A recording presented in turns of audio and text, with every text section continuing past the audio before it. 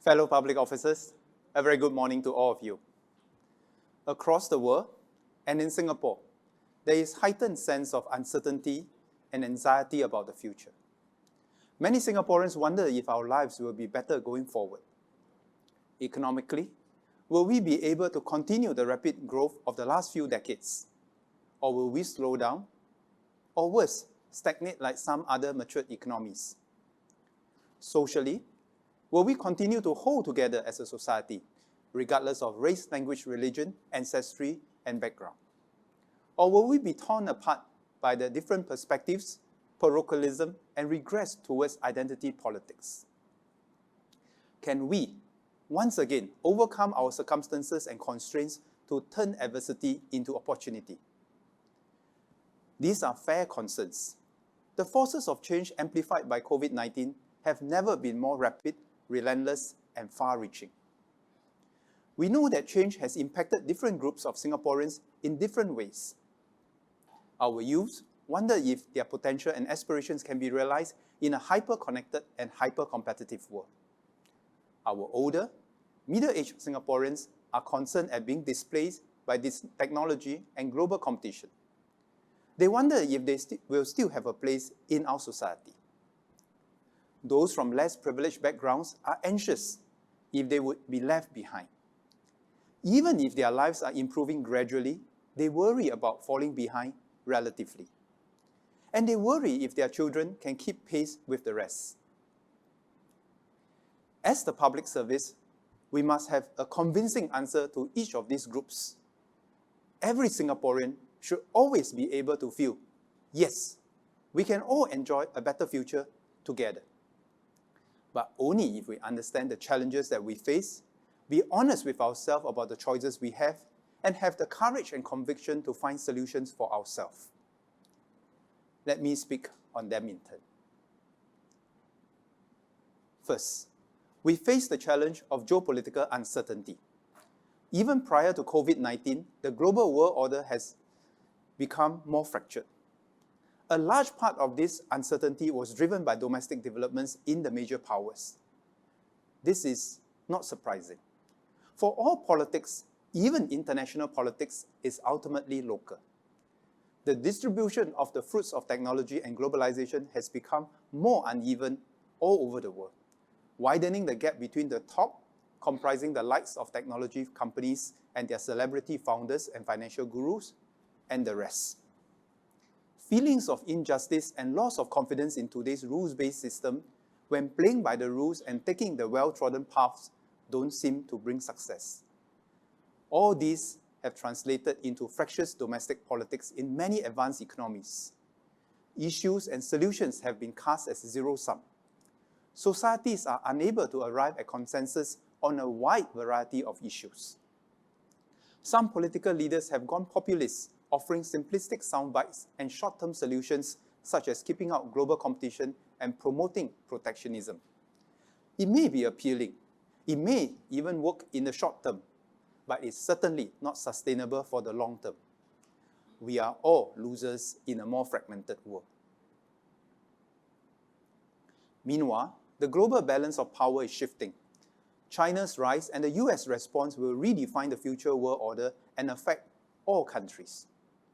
Many countries worry about being forced to choose sides, whom to trade with, which technology or standards to adopt, and whom they open their borders to. Unfortunately, this situation will not be easily resolved, not least because of the high domestic stakes on both sides. In the US, we have seen a hardening of views against China across political lines. In China, rising nationalistic sentiments mean that Chinese leaders cannot be seen to be bowing to external pressure. But ultimately, both face fundamental domestic challenges, and they would be better placed to overcome them if they work together. If they succeed, they will be more confident dealing with each other as partners. If they fail, they are more likely to succumb to the temptation of seeing the other side as the source of all their problems. How relations between the two will pan out remains to be seen. But amidst such uncertainty, Singapore must remain a principled and relevant partner to both the US and China, and to the rest of the world. We must understand both sides deeply to value add to our bilateral relationships and contribute on the multilateral front. There is a Chinese saying, 选边站就靠边站，靠边站只能选边站，到头可能无处可站。Choosing sides makes us irrelevant. Being irrelevant will also force us to have to choose sides. Every of our decisions may be viewed as favoring one or the other, but our considerations must always start from Singapore's interests. The second challenge is technological disruption and its impact on how we live and work.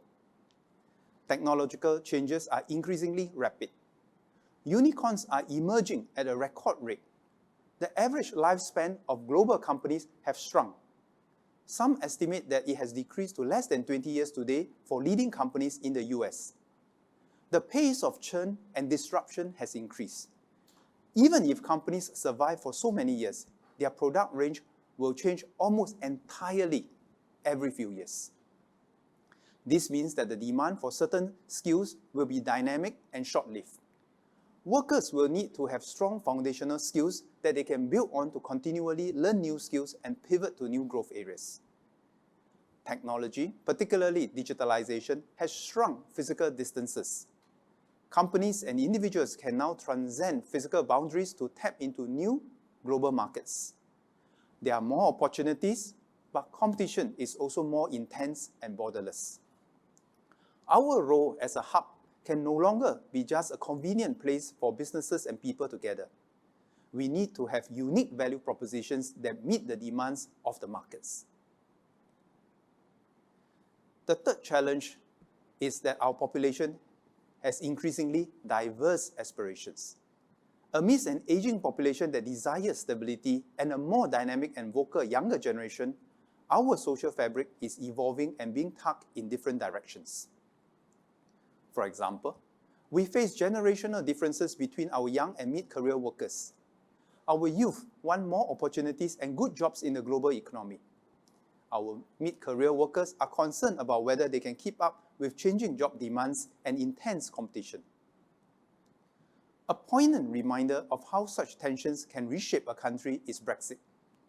Younger, more educated professionals wanted the opportunities provided by globalization, while older and lower skilled workers voted for Brexit with the hope that it would be better able to protect their jobs in their remaining years. We should not neglect such concerns, for they can strain our unity as a nation. In Singapore, we must address the concerns and aspirations of different groups and communities while rising above differences for our common good. We must not let any community fall behind or feel like they have been excluded from the Singapore story. As we become more connected with the world, some may also be influenced by views and movements in other parts of the world without a full appreciation of our local context and history. These views could include those from the West to the Islamic world and even China's ascendancy. How we define our own identity amidst these centrifugal forces will be a test of this generation. We will need to refresh our consensus as a society. So what can we do in the face of these challenges? We have agencies and we must make bold choices in both our economy and education system to secure our future.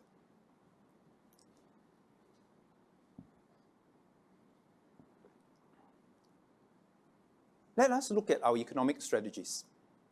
First, while the rest of the world may become more protectionist, we must remain open and connected.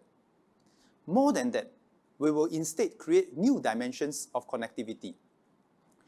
We come alive, survive, and thrive on connectivity, without which we become pedestrian and unexceptional. Singapore has spent decades building our trade networks through our FTA strategy, as well as our air and sea hubs, to connect ourselves to the world in lieu of a hinterland for resources and market. However, the reduction of transport costs and the rise of the digital economy have reshaped connectivity. Digital connectivity will now be critical. Singapore has been a first mover in signing digital economy agreements with like-minded countries. These agreements establish common standards for digital trade and cooperation, which enable businesses to operate more efficiently and seamlessly.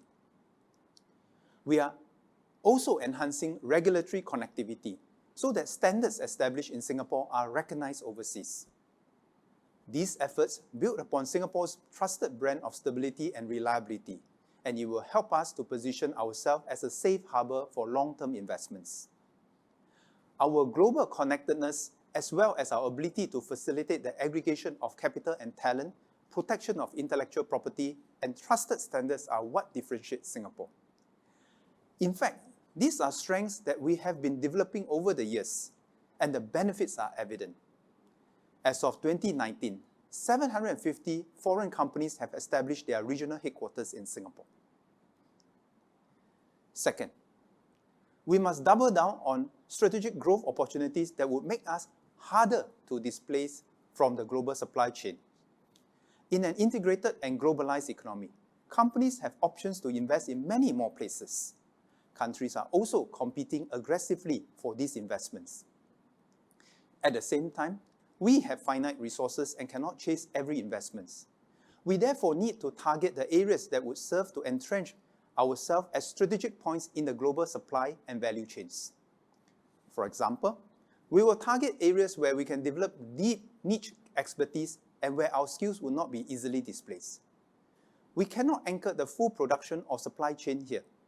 The key then is to identify the linchpin, where the greatest economic value is created or which is essential to the entire production or supply processes. This could be R&D intensive products like specialty chemicals, COVID-19 diagnostic kits, and the production of a new generation of vaccines.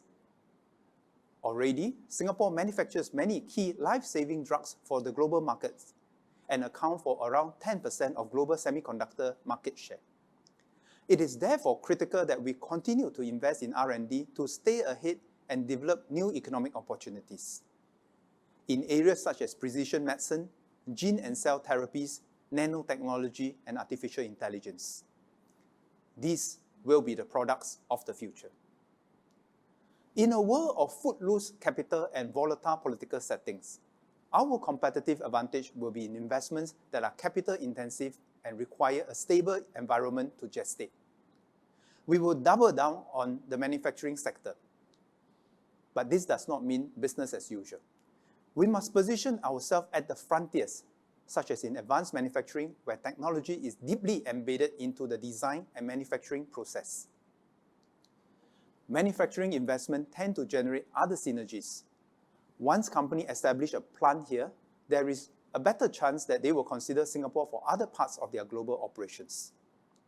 This investment can help us counter economic disruptions or short-term fluctuations. Even in 2020, when our economy was rocked by COVID-19, manufacturing remained a bright spot and grew by more than 10%. How do we get these investments here? Provide continued political stability and reliability so that countries can trust us with their long-term investments. We must keep ourselves open and connected, have a well-educated workforce that constantly seek to upgrade, preserve stable tripartite relationships. However, the game changer will be our ability to evolve our products and processes faster than others, driven by talent, data, AI, and a deep understanding of markets. We will need a new generation of SMEs and startups to venture into new growth areas. They inject dynamism and create new opportunities for all Singaporeans. Our third strategy is to build a global talent network. Businesses always gravitate to where the talent network is most dense and connected. Any country or city aspiring to be a global hub will have to move past the debate on foreign-local worker balance. It will have to instead focus on the critical task of building a global innovation and knowledge network. Singapore is no different. We need the best ideas and talent to compete on our side. we also need to pay close attention to the composition of our society. This will take careful calibration, but it can be done. This is particularly so for the technology industry. Before COVID-19 hit, 80 of the world's top 100 tech companies were already operating in Singapore. Despite the pandemic, we managed to attract even more such companies to Singapore due to our sustained leadership in the digital field, strong IP regime, digital connectivity, and support for innovation. For example, Tencent announced last year that it will be setting up its regional hub for Southeast Asia in Singapore. We need to also adapt to the increasing prevalence of remote working, where talent can work from any place in the world. This presents both challenges and opportunities. We will need to adopt new approaches that allow us to tap on the global talent out there, even if they are not physically in Singapore. Our fourth and most important strategy is this. We will take care of all Singaporeans, especially those who face the greatest pressures in this fast-moving economy. To do so, we must sustain and create a wide range of jobs so that there are many pathways for Singaporeans with different aspirations and skills. We will help affected or displaced Singaporeans move to other jobs and sectors.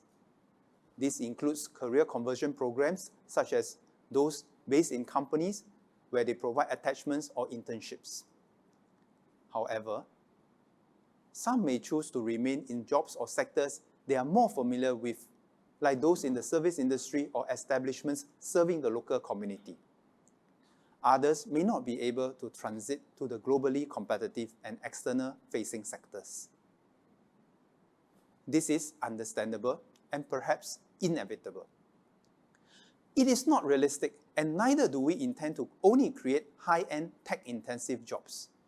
We need to retain and create a wide variety of well-paying and dignified jobs, including those in domestic sectors like F&B, retail, and essential services like security, cleaning, and healthcare.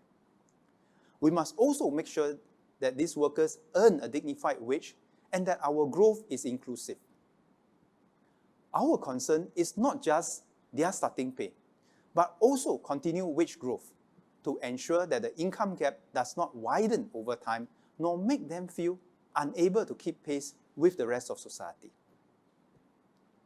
Our externally oriented sector will likely see wage increases in line with global growth should we remain competitive. However, the domestically oriented sector will need more support to transform for workers to receive better wages. For example, do we rebalance the foreign workforce dependency for the domestically oriented sectors to create demand for local workers at higher wages? Bearing in mind that as we support higher wages in these areas, there will be cost pressures on employers and consumers will see higher prices. Ultimately, it will also depend on Singaporeans' perceptions of the value and status of these jobs and whether we are willing to accept these jobs. All this will take time, but we must keep working at it. Concurrently, we must be prepared to provide more and targeted assistance for vulnerable workers, help them stay relevant and not lose hope for themselves or their children. Mitigating this gap between different segments of our population will be a major focus of the government in the years ahead. Every generation must feel that they have good opportunities regardless of their starting points. This is what makes Singapore distinctive.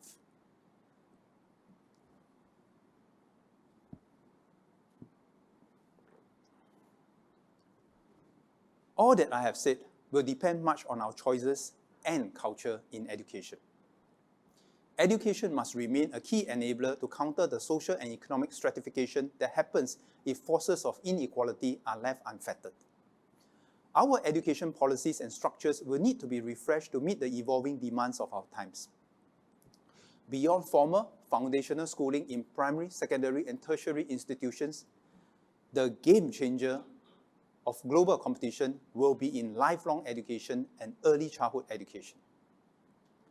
Given the compressed cycles of technological and business model disruptions, Singaporeans must be able to keep learning throughout our careers. How fast we close the cycle from frontier industry knowledge to the classroom will be a key competitive advantage for Singapore. More than 20 years ago, we were at the global forefront in introducing information and communications technology to our classrooms. We also gave our students exposure to the life sciences, such as setting up DNA learning labs that let them try out DNA sequencing. Many of these students are now in the workforce, doing cutting-edge work in biomedicine and healthcare. Today, we are giving our students early exposure and hands-on learning in robotics and AI. But all this must not stop when they graduate from school. We must strengthen the continuum of lifelong learning post-graduation so that Singaporeans will never leave school, or more precisely, never stop learning. Learning requires the right environment, resources, tools, and motivation. In a formal education system, schools provide these enablers in a structured and systematic manner. Likewise, we need to build a dynamic and flexible system for continuing education and training, or CET as we call it, one that reflects its unique context and demands. Our offerings and teaching methods must be varied and flexible to cater to the different profiles of learners. Mid-career workers have familiar and financial responsibilities, which makes taking extended time off work difficult. They may prefer workplace, on-the-job, or online training. Our CET system must be responsive to the wider economic shifts and evolving industry trends. Learners must feel that the training programs make a real difference to their employment outcomes. Critically, our Institute of Higher Learnings and their staff must remain current and relevant. Perhaps we should see them more as ICLs, Institutes of Continuous Learning. Actually, I'm always never sure if there is higher or lower learning. I think for all of us, there's just continuous learning. To do that, first, our staff and trainers need to be lifelong learners too. We must have structured programs to allow them the time and space to keep pace with developments in the market. We are exploring ways to give our staff deeper industry exposure so that the ICLs can stay on top of industry trends and deliver up-to-date curriculum. Second, over the years, we have invested heavily in NIE and more recently in NIEC to teach and train our teachers and pioneer research on pedagogy for the education of our younger learners. Now, we are strengthening the Institute of Adult Learning to play an equivalent role in the CET space. Lastly, our CET system must be supported by a strong tripartite partnership amongst the government, labour movement, trainers, educators, as well as employers and industry players. Collective effort is needed to lower the barriers to adult learning. For example, while the government can incentivize learning with lifetime learning credits, employers must create time and space for workers to train and recognize and reward such training. Employers can also play an important role in signaling the skills required and working with our trainers and educators on the curriculum. But ultimately, individuals must have the desire and drive to keep learning. The second area of focus for our education system will be efforts to continue to extend our education system upstream. We know that early childhood education has lifelong impact on the education outcomes and even the life outcomes. This is why our government is seeing through our promise that all Singaporean children will have access to affordable and quality preschool education and care. By 2025, 8 of 10 children will have a place in a government-supported preschool. Beyond accessibility, our young parents are also worried about the higher cost of preschool education and care. Our long-term goal is to make preschool education as affordable as primary school education plus after-school care. Parents now pay between 40 to 90% less than they did in 2019 for full-day childcare in anchor operators. And lower-income parents pay as little as $3 per month. With all these support provisions in place, we are also working with the community to encourage preschool enrollment, particularly for the lower income families, to ensure that every child has a good start in education. We will continue to find ways to reduce the cost pressures of educating and caring for our youngest Singaporeans. We must continue to enhance preschool education and care by training our educators and investing in early childhood research. We must also improve the handshake between preschool and school to make the transition seamless as a continuum. Next, we must build diversity in our schools. In an uncertain world, diversity is key to our resilience as a country. In a hyper-competitive world, diversity is also key to alleviating the unhealthy stress of pursuing the same definition of success. We will provide our students with a diversity of schools and education pathway, a diversity of skill sets, and a diversity of perspectives and experiences. Let me elaborate. First, a diversity of schools and education pathway for our students. Today, we have specialized schools that allow students to develop their interests and strengths in domains such as sports, music, the arts, mathematics, or science. We will continue to have a diversity of schools, each with their unique propositions to cater to the diverse learning needs of our students. We should not homogenize all schools beyond a common core in areas such as literacy, numeracy, and values. There are students who prefer or are more suited to an applied education pathway. Around 7 out of 10 students in Primary 1 cohort progress to our polytechnics and ITE. We must continue to ensure that their education and training provide a good foundation for them to remain competitive in the job market. Second Minister for Education Maliki Osman is thus leading a review on helping all ITE and polytechnic graduates acquire deep skills and competencies that are well matched to the needs of the employers and industry. The review will explore more flexible pathways to cater to a range of learners, a stronger focus on life skills, more structured internships, providing more support for students with higher needs within the institution and in partnership with the community. All these directions are being studied further with our stakeholders. Second, our children must be equipped with diverse skill sets that open doors for them in the modern economy. In a world driven by new technologies and science, we will need to strengthen science, technology, engineering, and mathematics, or STEM learning.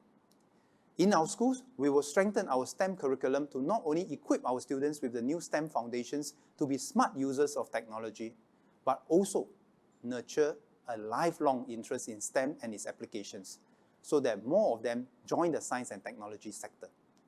This will require closer collaboration and ingenuity from all stakeholders, from schools to industry partners. Beyond knowledge, we will nurture soft skills that endure.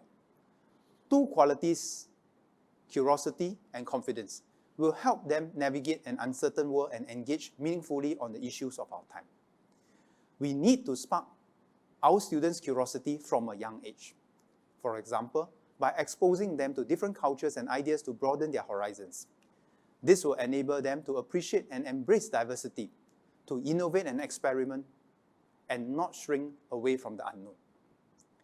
Our students must have the confidence to chart their own paths. This includes having confidence in themselves, assured of their ability to compete and thrive in a global world, and be able to bounce back from failure or adversity.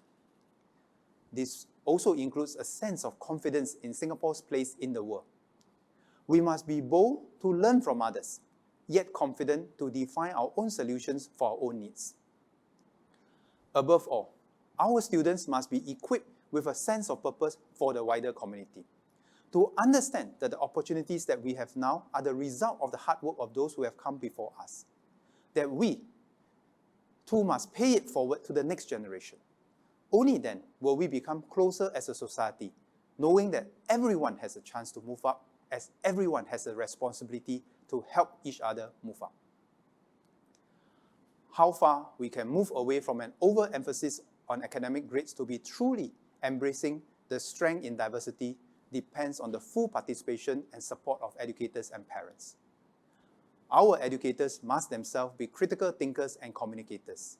They must read extensively, learn widely, and reflect continuously. But we know they have challenges. Our teachers are stretched on many fronts, meeting many demands, grading papers, parent-teachers meeting, CCAs, and many other tasks and expectations. We must find ways to give our teachers more white space to engage in their own learning. We should also explore giving them more exposure beyond school by supporting them in taking frequent sabbaticals or short stints in the private, public, or people sectors to refresh their perspectives and renew their skill sets. When our teachers are enriched and refreshed, our students will certainly benefit too. In a more complex world, there may be a tendency for us to demand that our schools teach even more. Against a more competitive landscape, there can also be demands to make our tests sharper to distinguish one student from another. However, we should be careful and not go overboard. Teaching and testing more do not equate to learning more. We will need to re-examine the way we teach and test. What ultimately matters is not how much our students know, but how fast they learn and how able they are to adapt to an ever-changing environment. Most importantly, we will need a culture that encourages our students to discover and develop their strengths beyond what is tested in school. The reduction in teaching and testing must not lead to a perverse outcome of bringing more intense academic competition.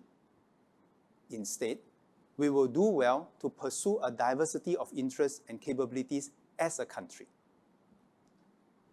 Third, our students will need diverse perspectives and experiences so that they can understand the dynamics and realities of the world.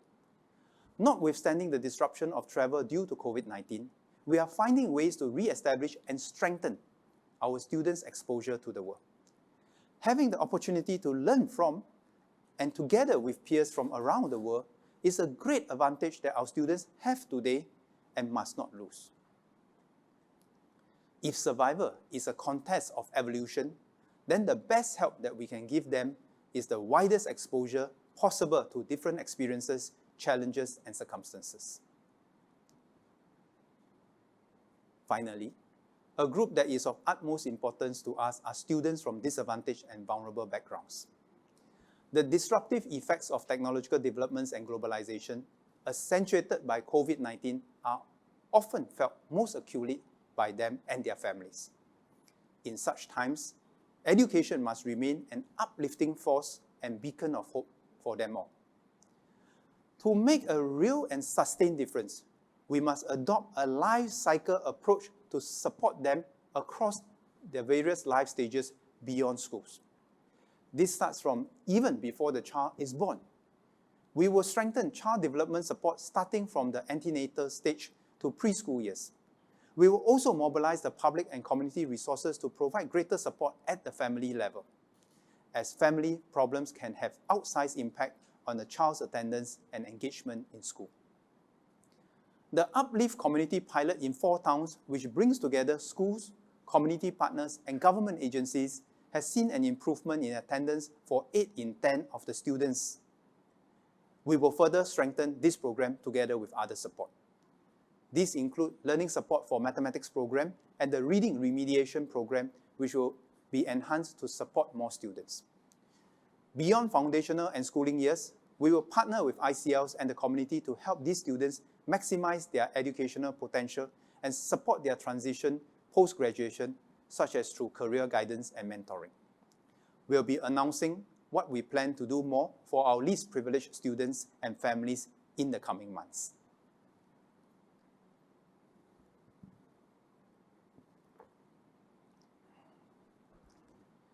In Singapore, most of us grew up with fast economic growth and experienced vast improvements to our quality of life over our lifetime, which seems to be in sharp contrast to the situation today.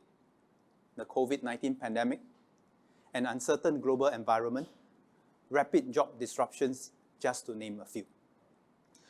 Many Singaporeans have rightly asked, are we prepared for the future? Will our lives get better? Or is this the new normal? These are all valid questions and concerns. However, we must remember and take confidence that Singapore is not starting from scratch. We are standing on the shoulders of generations of Singaporeans who made enormous sacrifices to build the Singapore of today. It is now our turn to leave behind a stronger foundation for the next generation. The government will be here to enable Singaporeans to achieve their dreams. We have a vision and a concrete plan. We have the will and resolve to deliver. The creativity and tenacity of the public service to lead in tackling these challenges will be key.